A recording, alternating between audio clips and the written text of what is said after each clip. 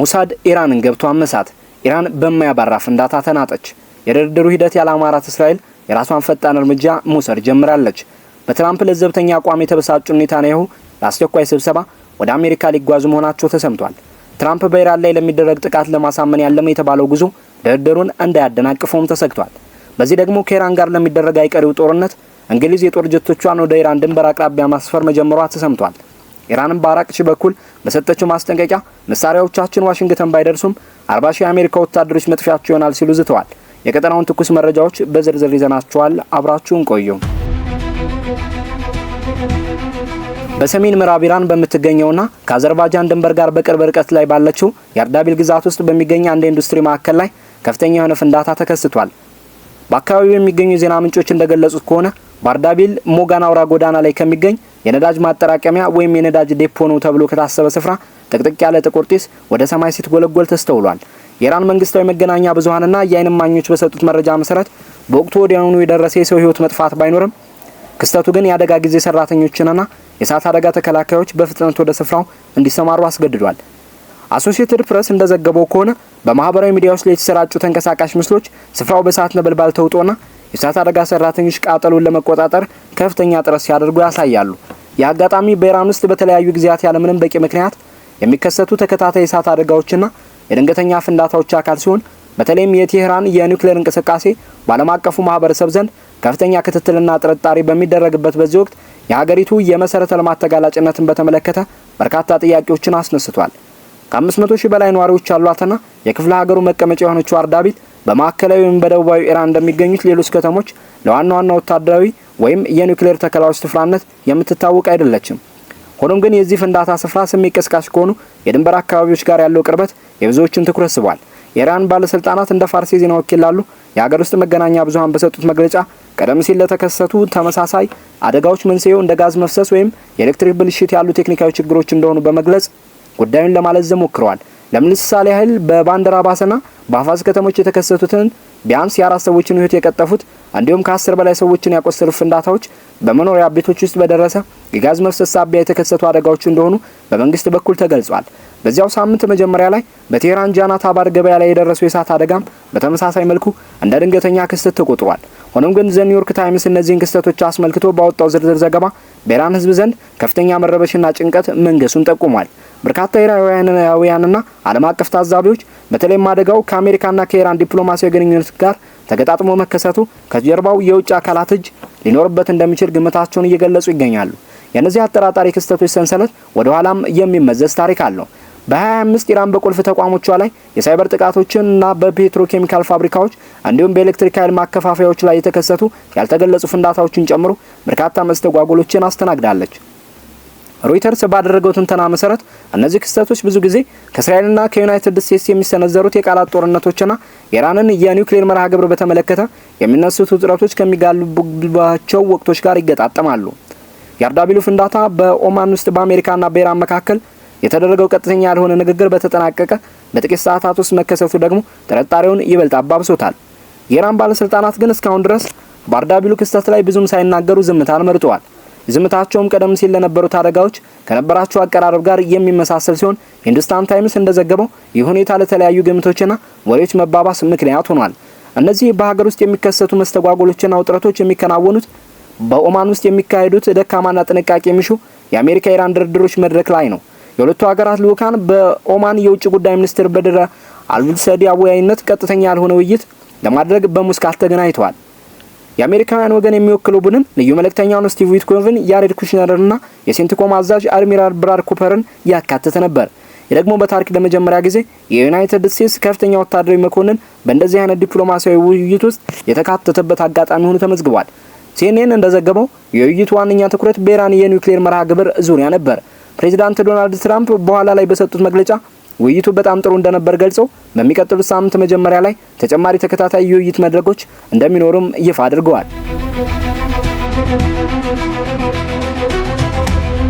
ይህ በአሁኑ ወቅት የተጀመረውና በከፍተኛ ጥንቃቄ እየተመራ ያለው ዲፕሎማሲያዊ ድርድር ሂደት በሰኔ ወር በአሜሪካና በእስራኤል ጥምር ኃይሎች በኢራን ስትራቴጂካዊ ይዞታዎች ላይ የተሰነዘሩትን ተከታታይ ጥቃቶች ተከትሎ ለተወሰነ ጊዜ ተቋርጦ የነበረው ግንኙነት ዳግም ማገርሸቱን የሚያመላክት ነው። 12 ቀናትን የፈጀውንና ከፍተኛ ውጥረት የነገሰበትን ግጭት ሊያቆመው ስምምነት መነሻ የሆነው ይህ ንግግር አሁን ላይ በታደሰ መንፈስ በመቀጠሉ በዓለም አቀፉ ማህበረሰብ ዘንድ ከፍተኛ ትኩረትን ስቧል። በኢራን የውጭ ጉዳይ ሚኒስትር አባስ አራክቺ የሚመራው የቴህራን የልዑካን ቡድን በድርድሩ ጠረጴዛ ላይ የሚነሱት አጀንዳዎች በኒውክሌር ጉዳዮች ላይ ብቻ የተገደቡ እንዲሆኑ ጥብቅ አቋም መያዛቸውን አረጋግጠዋል። በዚህ ምክንያት ከኒውክሌር ስምምነቱ ውጭ የሚቀርቡ ማናቸውም ሰፊ ጥያቄዎችንና ፍላጎቶችን ሙሉ በሙሉ ውድቅ አድርገዋል። አልጀዚራ የዜና ወኪል ጉዳዩን በዝርዝር እንደዘገበው አራክቺ በሰጡት ማብራሪያ ላይ የኢራን ባላስቲክ ሚሳኤል ልማት መርሃ ግብርም ሆነ በክልል ውስጥ ያሏት የፖለቲካና የወታደራዊ አጋርነቶች ለድርድር የማይቀርቡ የቀይ መስመር ጉዳዮች መሆናቸውን በጽኑ አስምረውበታል። እነዚህን ጉዳዮች ኢራን እንደ ዋነኛ የሀገር መከላከያ ምሰሶዎች እንደምትመለከታቸውም ሚኒስትሩ ገልጸዋል። በሌላ በኩል ደግሞ እንደ ግብጽ፣ ቱርክና ኳታር ያሉ የክልሉ ሀገራት የዩራኒየም የማበልጸግ ስራ ለ3 ዓመታት እንዲቆምና በሀገር ውስጥ የተከማቸውን የዩራኒየም ክምችት ወደ ውጭ ሀገር እንዲላክ የሚጠይቁ የመፍትሄ ሀሳቦችን ቢያቀርቡም ቴህራን ግን የዩራኒየም ማበልጸግ ሂደት የማይገሰስና የማይነጠል የተፈጥሮ መብት ነው በሚል አቋሟ መጽናቷን እቀጥላለች። የአሜሪካ የውጭ ጉዳይ ሚኒስትር ማርኮ ሩቢዮ በበኩላቸው ለሮይተርስ በሰጡት ቃል ላይ ማንኛውም አይነት ስምምነት ዘላቂ ሊሆን የሚችለው የሚሳኤል ልማትን በኢራን ድጋፍ የሚንቀሳቀሱ ተላላኪ ቡድኖችንና ወደ ቻይና የሚላከውን የነዳጅ ምርት ጉዳዮችን በዝርዝር የሚያካትት ከሆነ ብቻ መሆኑን አስገንዝበዋል። በዚህ እጅግ ውስብስብ በሆነ የዲፕሎማሲ ሂደት ውስጥ ስር የሰደደና ጥልቅ የሆነ አለመተማመን ሰፍኖ ይገኛል። ሚኒስትሩ አራክቺ ከአልጀዚራ ጋር በነበራቸው ቆይታ ላይ እንደገለጹት ይህ እጅግ ጥልቅ የሆነ አለመተማመን የመነጨው በቅርቡ በተሰነዘሩት ወታደራዊ ጥቃቶች ሳቢያ ነው። በሌላ በኩል ፕሬዚዳንት ትራምፕ ከኢራን ጋር የንግድ ግንኙነት ባላቸው ሀገራት ላይ አዳዲስ የታሪፍ ገደቦችን በመጣል በሀገሪቱ ላይ የሚደረገው ኢኮኖሚያዊ ጫና እንዲቀጥል እያደረጉ ይገኛሉ። ይህ ኢኮኖሚ ጫና እንደ ዩኤስ አብርሃም ሊንከን ያሉ የአውሮፕላን ተሸካሚ የጦር መርከቦች በቀጠናው እንዲሰማሩ ከመደረጉ ጋር ተዳምሮ በቴህራን ላይ የሚደረገውን ወታደራዊ ጫና ከፍ አድርጎታል። ዋሽንግተን ፖስት እንደገለጸው እነዚህ እርምጃዎች የታለሙት ኢራን በድርድሩ ላይ ወሳኝ የሆኑ ቅናሾችን እንድታደርግ ለማስገደድ ቢሆንም የባህረ ሰላጤው ሀገራት ግን ሁኔታው ወደ ቀጠናዊ ጦርነት ሊያመራ ይችላል በሚል ስጋት ውስጥ ናቸው። የጦርነት ጥናት ኢንስቲትዩት ተንታኞች እንደሚሉት የኢራን ግትር አቋም መለኪያዎች ወይም ቀይ መስመሮች በሁለቱም ወገኖች በኩል መሰረታዊ አቋም ለውጥ ካልመጣ በስተቀር በድርድሩ ላይ ትርጉም ያለው ውጤት የመገኘቱን እድል እጅግ አሳሳቢ አድርገዋል። የእስራኤሉ ጠቅላይ ሚኒስትር ቤንያሚን ኔታንያሁ በቀጣዩ ሳምንት በዋሽንግተን ዲሲ ከፕሬዚዳንት ትራምፕ ጋር ሊያደርጉት የቆረጡት ቀጠሮ እስራኤል በእነዚህ የድርድር ንግግሮች ውስጥ ያላትን ከፍተኛ ድርሻና ፍላጎት በግልጽ የሚያሳይ ነው። ፖለቲኮ እንደዘገበው የኔታንያሁ ቢሮ የጉብኝቱን ዓላማ አስመልክቶ በሰጠው መግለጫ ውይይቱ በዋነኝነት በአሜሪካና በኢራን መካከል በሚደረገው ድርድር ላይ የሚያተኩር መሆኑን ጠቁሟል። ማንኛውም ስምምነት የኢራን የባላስቲክ ሚሳኤል አቅም የሚገድበና እንደ ሂዝቦላና ሐማስ ላሉ ቡድኖች የሚደረገውን ድጋፍ የሚያቆም መሆን እንዳለበት እስራኤል በጽኑ ታምናለች። ይህ ቀደም ብሎ ከ2 ሳምንት በፊት ተይዞ የነበረው ስብሰባ በኔታንያሁ ጥያቄ ወደ ቀጣዩ ሳምንት እንዲመጣ የተደረገው አሁን ያለውን ተለዋዋጭ ሁኔታ ለመገምገም መሆኑ ተሰምቷል። እንደ ታይምስ ኦፍ እስራኤል ያሉ የሀገር ውስጥ መገናኛ ብዙሃን የውስጥ ምንጮችን ጠቅሰው እንደዘገቡት አሜሪካ በሚቀጥለው የድርድር ምዕራፍ ላይ ከኢራን ወገን ከፍተኛ የሆኑ ስምምነቶችንና ቅናሾችን ትጠብቃለች። የጠቅላይ ሚኒስትር ኔታንያሁ አጀንዳ እስራኤል ለረጅም ዘመናት ከምትከተለው ፖሊሲ ጋር የተጣጣመ ሲሆን ይኸውም የኢራን የኒውክሌር መርሃ ግብር ለሀገሪቱ ሕልውና ቀጥተኛ ስጋት ነው የሚል ነው። አክሲዮስ በዝርዝር እንደዘገበው ኔታንያሁ የኢራን የኒውክሌር ተቋማት ሙሉ በሙሉ እንዲፈርሱ የሚፈልጉ ሲሆን ቴህራን ፕሮግራሙ ለሰላማዊ ዓላማ ነው የምትለውን መከራከሪያ ሙሉ በሙሉ ውድቅ ያደርጋሉ። እንደዚህ ገብገባዎች ከሆነ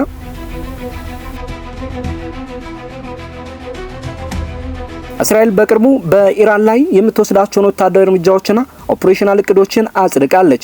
በሌላ በኩል በኳታር የሚገኙት አራክቺ እስራኤል በቀጠናው ውስጥ አለመረጋጋትን እየፈጠረች ነው በማለት ወቅሰዋል። አናዶሉ የዜና ወኪል እንደዘገበው አራክቺ በእስራኤል ላይ ማዕቀብ እንዲጣልና የጦር መሳሪያ ሽያጭ እገዳ እንዲደረግ ጥሪ አቅርበዋል። እነዚህ ተደራራቢ ክስተቶችና ዲፕሎማሲያዊ ሽኩቻዎች በመጪዎቹ ቀናት የሚካሄዱ ድርድሮች እጅግ ወሳኝና የቀጠናውን ወደፊት እጣ ፈንታ የሚወስኑ መሆናቸውን ያመለክታሉ። በሁለቱ ሀገራት መካከል ያለው ጥልቅ ልዩነትና ለመተማመን እንዳለ ሆኖ ዓለም አቀፉ ማህበረሰብ ከዚህ የውጥረት አዙሪት የሚወጣ ሰላማዊ መፍትሄን በጉጉት እየተጠባበቀ ይገኛል።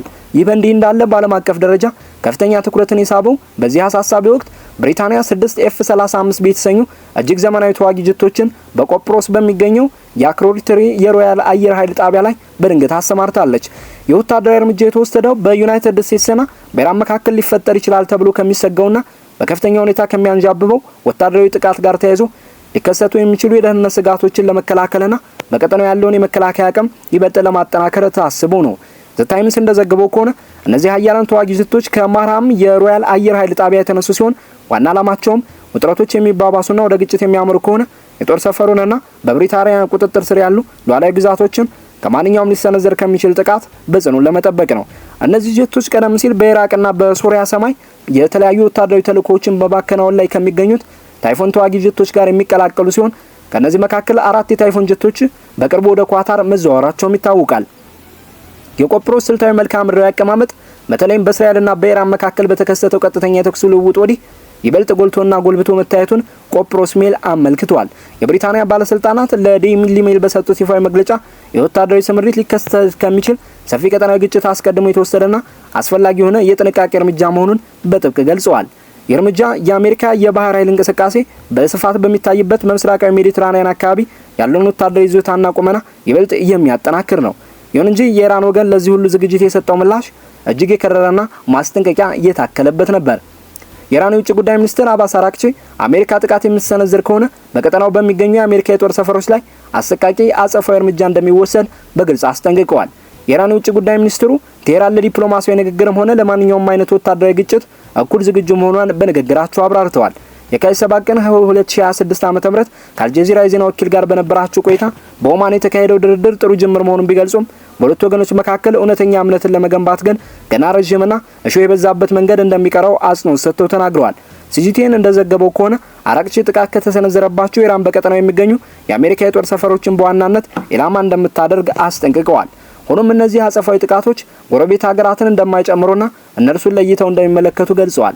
ሚሳኤሎችና ቀጠናዊ ድጋፎች የሀገሪቱ የህልውና ጉዳዮች በመሆናቸው ፈጽሞ ለድርድር የማይቀርቡ መሆናቸውን ለፕሬስ ቲቪ በድጋሚ አረጋግጠዋል።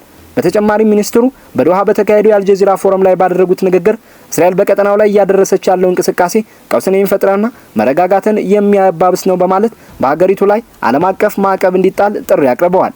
ሚድል ኢስት ሞኒተር እንደዘገበው አራቅቺ ኢራን ለጦርነት አስፈላጊውን ዝግጅት ብታደርግም ምርጫዋ ግን ሁልጊዜም ዲፕሎማሲ መሆኑን ገልጸዋል። ፓዡ ከአፍጋን ኒውስ ሚኒስትሩ የኢራንን የጦርነት ዝግጅት በድጋሚ ማረጋገጣቸውን ዘግበዋል።